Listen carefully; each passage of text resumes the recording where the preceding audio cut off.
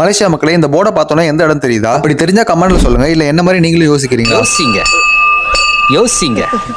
ஆமாங்க, காட்டுக்கு நடுவுல தான் கூட்டிட்டு போனாங்க. கடலுக்கு நடுவுல தான் லொகேஷனே காட்டுச்சு. அப்புறம் தான் சொன்னாங்க அவானி கோல்டு கோஸ்ட் ரெசார்ட்டுக்கு வந்திருக்கோம்னு. எனக்கே அப்போதாங்க தெரியும் நம்மளோட வாழ்க்கை வரலாறு டே 11ல இன்னைக்கு இங்க தான் இருக்க போறோம்னு. ஆமாங்க, மேடம் நம்மள சர்ப்ரைஸா இங்க அழைச்சிட்டு வந்திருந்தாங்க. இந்த மாதிரி எல்லாம் கூட்டு போனாங்கன்னா மேடம் கேலுக்கு தான் கூட்டு போவாங்க. பட் இந்த வாட்டி அதுக்கு ஆப்போசிட்டா உள்ள இந்த இடத்துக்கு கூட்டு வந்துட்டாங்க. நாங்களும் உள்ள போய் என்ட்ரி போட்டு பக்காவா ரெஜிஸ்ட்ரேஷன் எல்லாம் முடிச்சுட்டு கார்டை வாங்கிட்டு கிளம்பிட்டோம். லாபிக்கு பக்கத்துல இந்த மாதிரி அழகான ஒரு ஸ்பாட் இருந்தது. அங்க கொஞ்ச நேரம் நின்று வீடியோ எடுத்துட்டு அங்க இருந்து ரூமுக்கு போக கிளம்பிட்டோம். உள்ள நடந்தெல்லாம் போக முடியாது. சோ இந்த மாதிரி பக்கி சர்வீஸ் தான். உள்ள போக போக வியூ ரொம்ப அழகா இருந்தது. அதுவும் மேல இருந்து பாக்குறப்போ இப்படி இன்னும் அழகா இருக்குங்க. ஒரு வழியா நம்ம ரூம் இருக்க ஏரியாவுக்கும் வந்துட்டோம். அப்படியே பொட்டி படிக்கலாம் எடுத்துட்டு ரூம் நம்பர் 072க்கு வந்தாச்சு. காலியான ரூமுக்கு காலிங் பெல் அடிக்கிறது வழக்கம். யாருமே இல்லாத கடையில யாருக்குடா டீ ஆத்துற?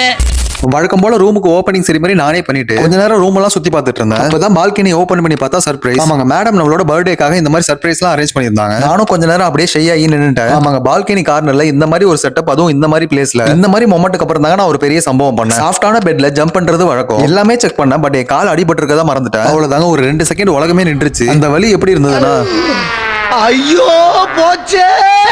நான் கூட பர்த்டே செலிப்ரேஷன் பெட்லயே போயிடுமோன்னு நினைச்சேன். ஆனா கொஞ்ச நேரத்துல ரெக்கவரி ஆயிட்டு பாத்ரூம்ல என்னென்ன ஐட்டம் இருக்குன்னு பார்க்க போனேன். Shower cap, cotton bud, soap, shaving kit, toothbrush, அப்புறம் குளிக்க தேவையான அனைத்து பொருட்களும் இருந்தது. கொஞ்ச நேரம் டிவியில உள்ளதெல்லாம் நோண்டி பார்த்துட்டு கதை பேசிட்டு இன்னைக்கு டேவை முடிச்சிட்டோம். மறக்காம சப்ஸ்கிரைப் பண்ணி வீடியோ ஷேர் பண்ணிடுங்க. நாளைக்கு வீடியோல சந்திக்கிறேன். வரண்டா சின்னசாமி. சரிடா.